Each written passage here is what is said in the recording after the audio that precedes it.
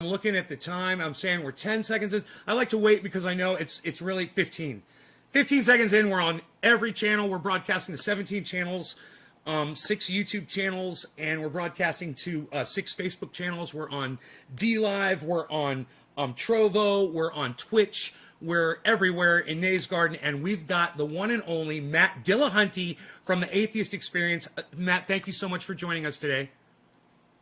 Sure, thanks. Happy to be here. He's a former Southern Baptist Christian who is, and correct me if I'm wrong on any of this, who's now the award-winning host of the Atheist Experience on YouTube. He's also seen in podcasts The Line and The Hang Up, and he's you can check him out on all 3 of those podcasts, and you guys should definitely subscribe and click that bell icon so you get notified anytime he goes up. You guys, thanks for joining in the chat. I will be checking your comments, but I've got a lot of questions for Matt. And let me just say this, out of the excitement that I have, I've already learned so much about him in just a few minutes, and I know you guys are going to get a lot out of this interview, so make sure you stick around for the whole thing. All right, Matt, let's go. Let's get with it. All right. You're the president of the ACA. No. Okay, what's up with that?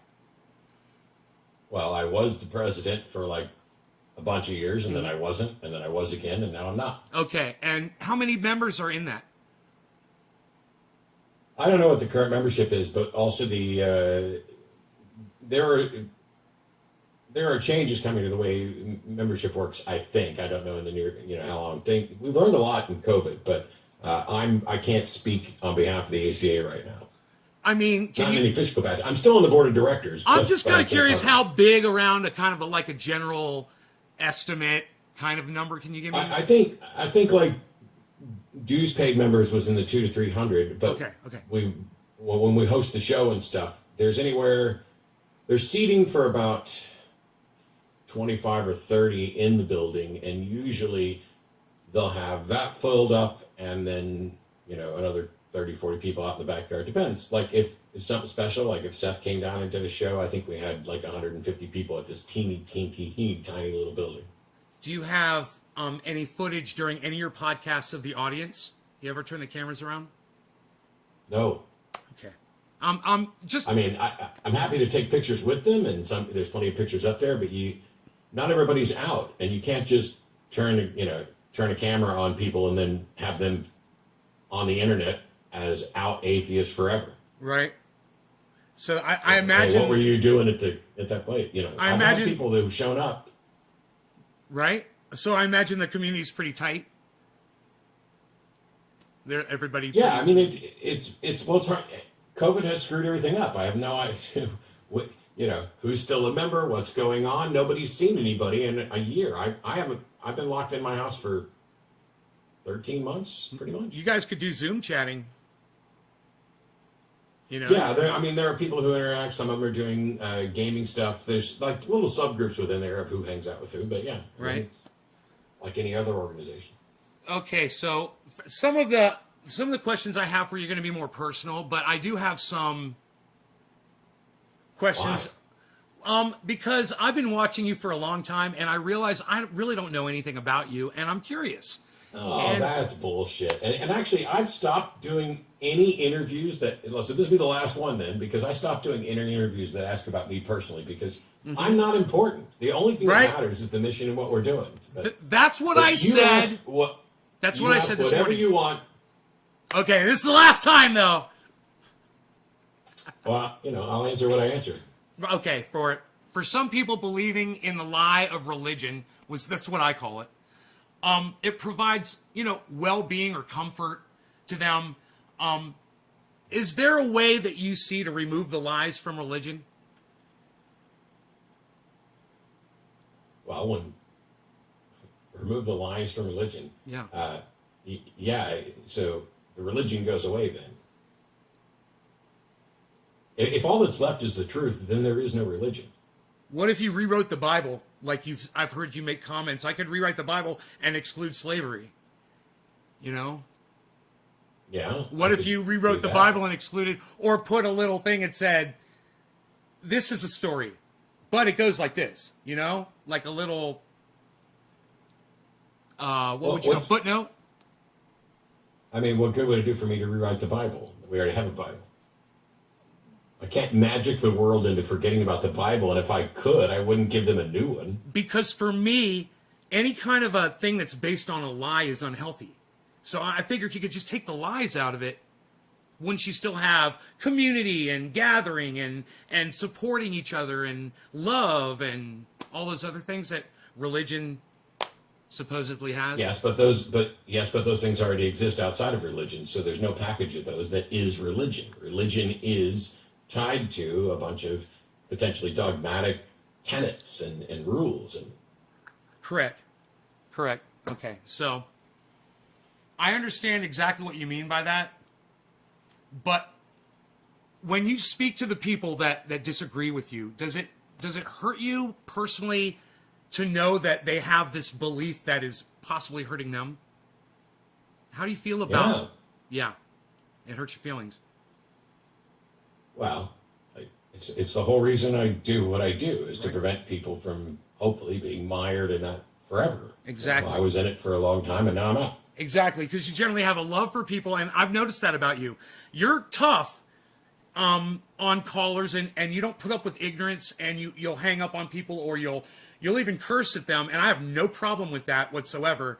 I've watched you. I went back and I watched some of your old videos, and I noticed that you really hadn't evolved too much. You watched some of your very first videos on YouTube, and it's basically like just tuning into a recent one. You're the same guy. You haven't really evolved since YouTube. That's like 11 years. I've gone through this huge evolution, and I don't think the same thing has happened for you, because you were who you were when you started, and I wasn't. I was this guy that just maybe had an opinion, and I evolved into this monster. But you have not changed, and it hasn't affected you, and I've noticed that. But what, through your podcasting years in the last 11 years, what do you feel has changed you that maybe I wouldn't notice?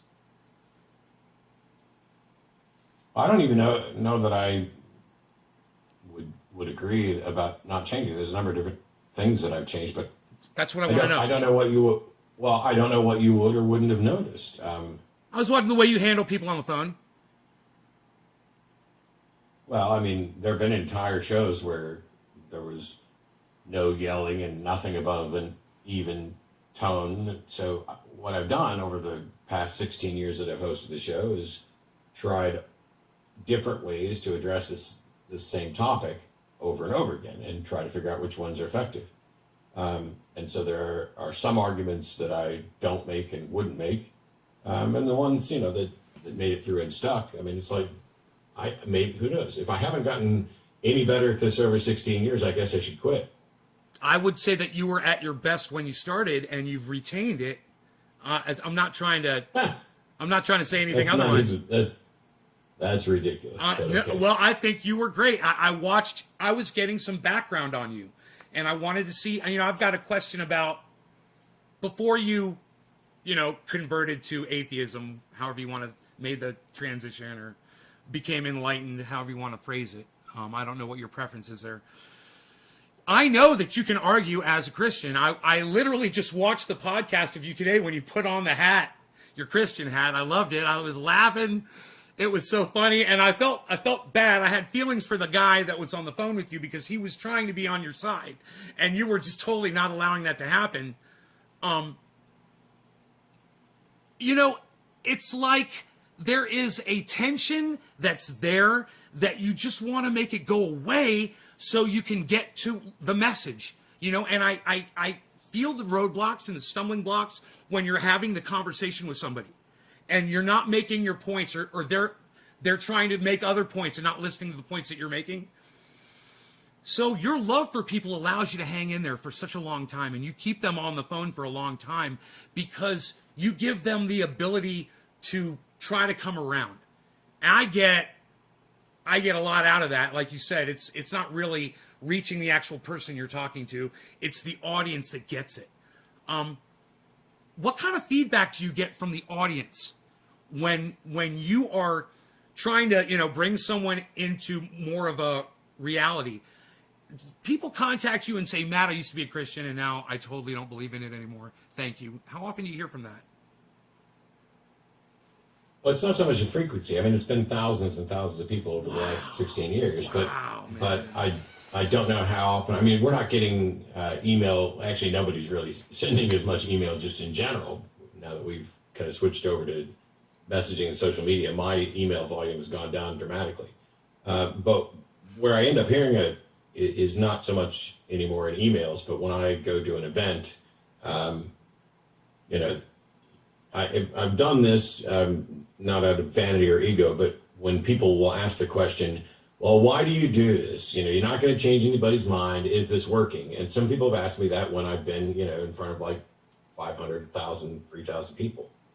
And so I'll just do the, okay, you know, I raise your hand if you used to believe, and raise your hand, you know, if how many of you are atheists now because of what we've done on the atheist experience and in the debates? And there will be dozens of people, if not, you know, 100, depending on crowd size, that will do that. So we know the show has had an impact and actually changed minds.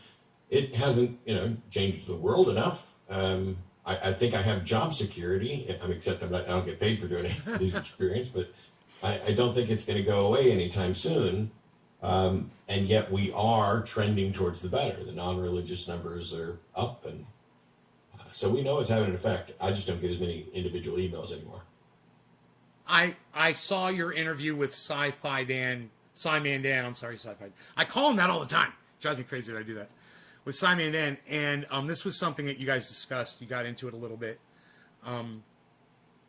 You know, it's the message is so important, and you are getting it out there, and so many other people are working towards that. Religion is so huge. Is it a drop in the bucket, man? Is it a grain of sand on a giant beach? Is that sometimes how it feels to you? I'm not sure I understand. Is what a drop in the bucket? Your voice, your message that you're trying to reach, because there's so many people. The world is too big. The world is too big for me to change it on my own. On the other hand, if we keep putting up tons and tons of video and other people are spreading and sharing them, I mean, there's videos out there of me that have millions of views, and that's cool. I think that the discussion I have with Jordan Peterson is like almost at 2 million views just for that. I mean, that's for the whole thing, not all the little clips surrounding it. Right. So, yeah, it's a drop in the bucket. But the thing is, if nobody puts a drop in that bucket's going to evaporate. It's so true. You make a very good point there. And that's the way I feel about this show, too, is I know I don't have a lot of viewers at all, ever, but I'm still doing it. And I'm passionate about my message. And I know you're passionate about yours. And it must be wonderful to have that kind of a platform. People are listening to you. And I want to ask you, the people that come in and sit with you on your show, the people that you have as co-hosts, a lot of them come from similar backgrounds as you at different ages and whatnot. But as these people come and I don't know if you are still co-hosting with a lot of the same people or how many people you've co-hosted with. I mean, I don't know if it's if you've done like thousands of co-hosts or if it's just like 10 people. No. What do you get out of those people when you're not on camera with them? When you're off camera, and you guys are just having conversations, what do they bring into your world, your co-hosts? Well, away from the show, I mean, it kind of depends. There are people who've co-hosted the show that I have no real interaction with outside of there, and then there are, you know, the regular co-hosts that are on weekly. Like currently, it's Jim, Jenna, and Shannon. Yes, they're great. And Jim and I are friends who have similar interests, both in the philosophy side stuff. We like playing games. He and I will sit around and play crokinole. What's crokinole? What's that? It's a Canadian game that's a dexterity game. It's kind of like a cross between curling and something. It's not a big round thing. Just CROKINOLE. Okay. I'm practicing to potentially play in the World Championship. It's an open championship, so I can definitely play in it if I just pay my registration fee. But it's the best Dex game ever. Anyway, and you know, so generally, all three of them right now have a completely different take on somebody presents a claim to them. what process are they going to use to figure out what we're talking about and how best to respond and how best to think about it?